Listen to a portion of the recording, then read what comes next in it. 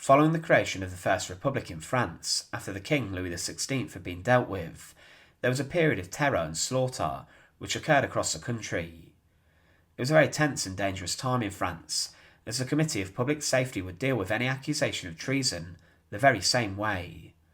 Everyday men and women were taken to the guillotines inside of French towns and cities, and this was known as the Reign of Terror, and they wanted to instate the new regime and build upon fear, dealing with anyone who had a hint of sympathy towards the old regime and the king and queen.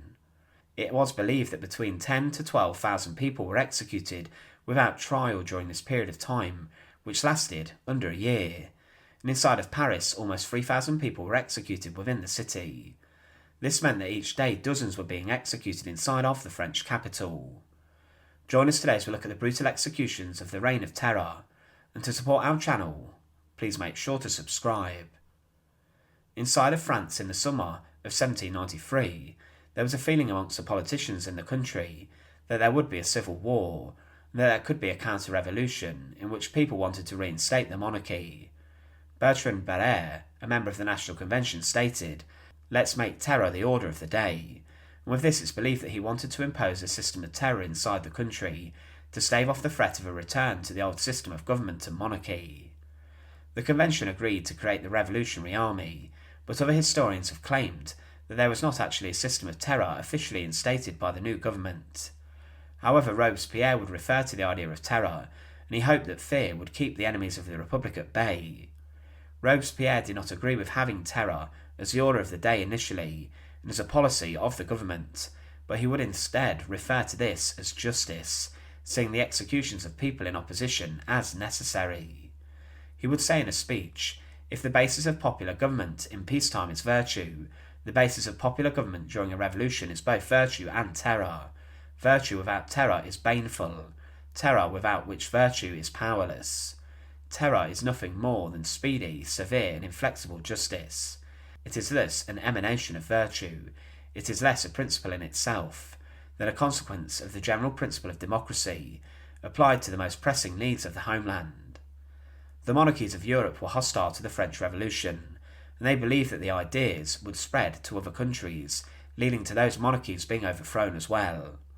The Austrian king and Prussian king would say that they would invade France if the French king was threatened, and these statements created a fear of invasion in the country, and that outside countries would be messing with French affairs.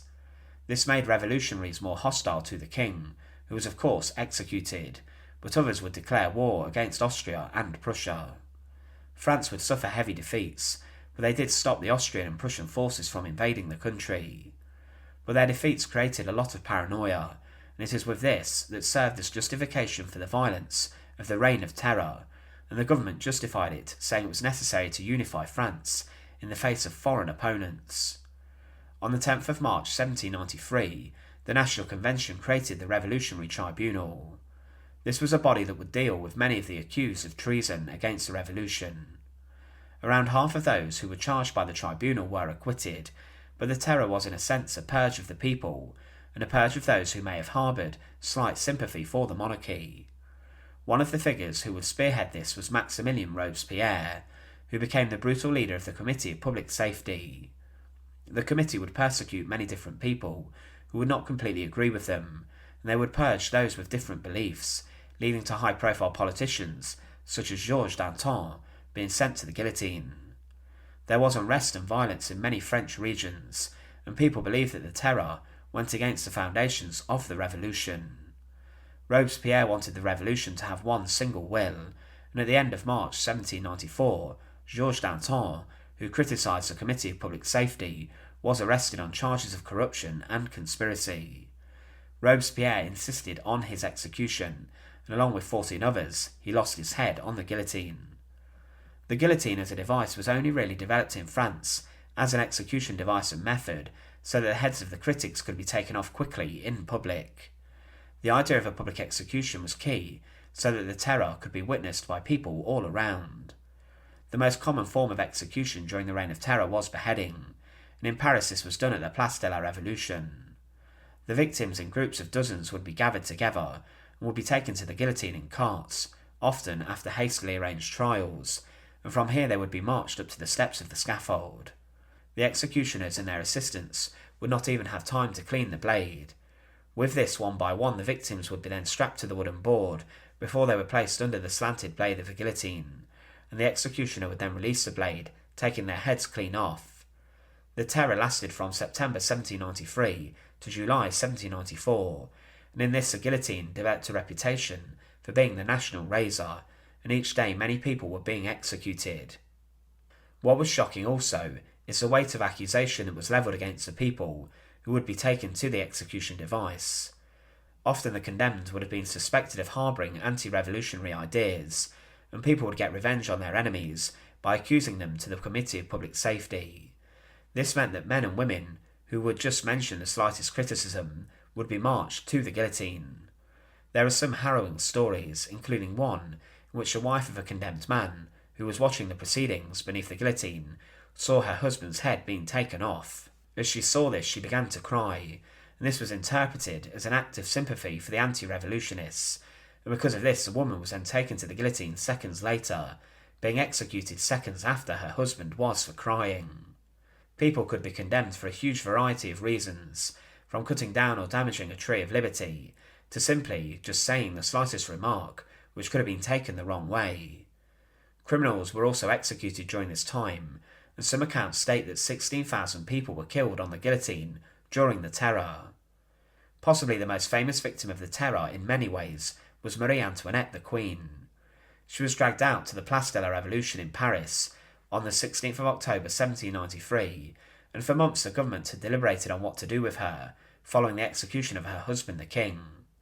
Many feared that executing Marie would spring war with Austria even more, as she was an Austrian princess, but they went ahead anyway and beheaded her.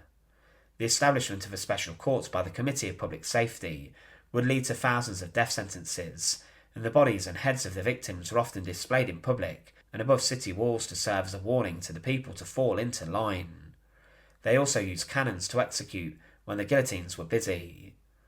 Amongst the dead during the Terror were many of the brightest political figures and hopes across the land, but many of the other victims remain faceless, and they are not known to history.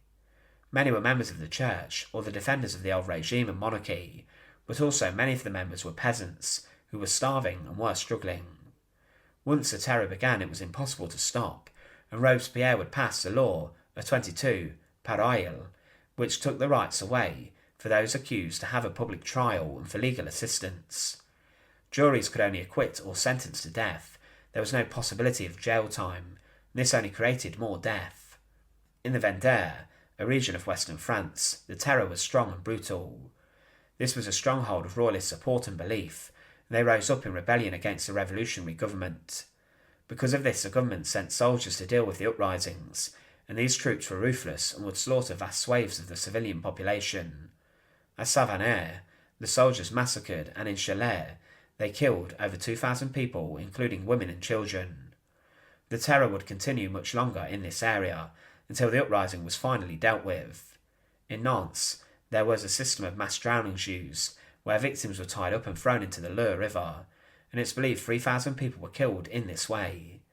Inside of Paris, the executions and guillotines were so frequent that the flagstones and the streets began to become clogged with the blood of the victims, so that the whole square, the Place de la Révolution, began to stink.